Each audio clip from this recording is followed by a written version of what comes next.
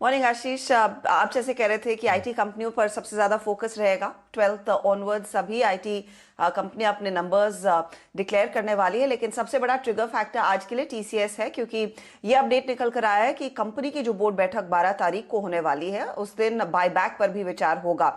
तो अगर ये बायबैक अप्रूवल मिलता है, चौथा बायबैक होगा कंपनी का। अब तक 16,000 करोड़ के 3 बायबैक्स कंपनी कर चुकी है। और हिस्टोरिकली देखेंगे तो जो भी बायबैक आया है वो 17 से 19% के प्रीमियम पर आया है लास्ट क्लोजिंग प्राइस पर। और अगर आप फ्राइडे के स्टॉक प्राइस देखें जो 3,858 के आसपास थी, तो अनुमान यही है कई सारे जानकारों का कि 4,500 से 4,600 रुपए के बीच का ये बायबैक रहेगा। तो ये इनफैक्ट आज का सबसे बड़ा ट्रिगर रहेगा टीसीएस के लिए और बाकी आईटी कंपनियों के लिए। ये मूड इनफैक्ट सेट करेगा यहां से आगे के लिए। और ऑफ कोर्स नंबर्स तो रेडार पर रहेंगे ही। नतीजों की बात करें तो डीमार्ट के नंबर्स आए हैं ओवर द वीकेंड। सैटरडे को जो नतीजे तीसरी तिमाही के पेश हुए हैं उसमें रेवेन्यू में करीब 22% तक का इजाफा देखने को मिला है। सालाना आधार पर 9,217 करोड़ के आसपास आया आंकड़ा। प्रॉफिट करीब 24% बढ़ा है, 552 करोड़ के आसपास। मार्जिन थोड़े से इंप्रूव हुए 9.4% के। कंपनी करीब 18 नए स्टोर्स जोड़ती हुई दिखाई दी है, लेकिन आगे की जो कमेंट्री है वो बेसिकली इन्फ्लेशन से जुड़ी हुई है। इन्फ्लेशन प्रेशर बना रहा है और इसके चलते मार्जिन आगे दबाव में रह सकते हैं। और जो तीसरी वेव है, ये जो ओमिक्रॉन की वेव है, उसका क्या इंपैक्ट रहेगा Q4 पर, इस पर कंपनी की नजरें रहेंगी।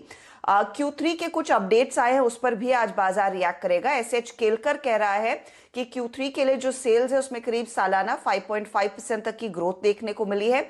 इमर्जिंग मार्केट में बिजनेस अच्छा खासा कर रहा है। डिस्क्रिशनरी नॉन डिस्क्रिशनरी स्पेंड्स दोनों अच्छे हो रहे हैं, लेकिन जो यूरोप का मार्केट है वहां पर अच्छी खासी बड़ी डील्स क्लॉक कंपनी कर सकती है, तो उस पर फोकस रहेगा गोइंग फॉरवर्ड।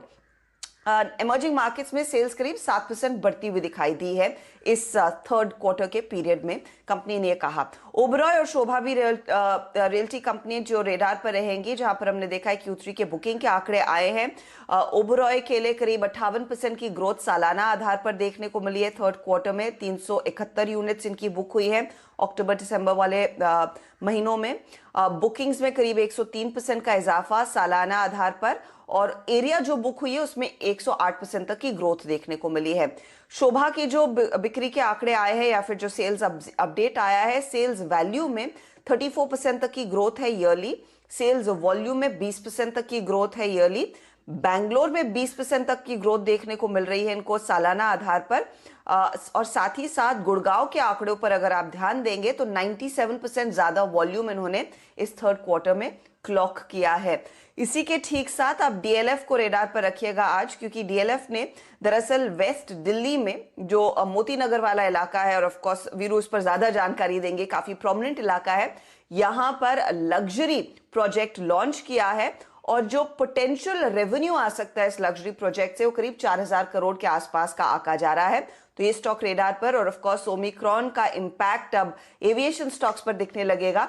इंटरग्लोब एविएशन ने कह दिया है कि वो अपनी कैपेसिटी करीब 20% से घटा रहे हैं, क्योंकि कई सारे लोगों के ट्रैवल प्लान्स दरअसल बढ़ते कोविड केसेस के बीच कैंसिल हो रहे हैं या फिर बदल रहे हैं। तो वो भी आप रेडार पर रखें। बायोकॉन बायोलॉजिक्स का जो आर्म है, उनको दरअसल एक कंप्लीट रिस्पांस लेटर मिला है।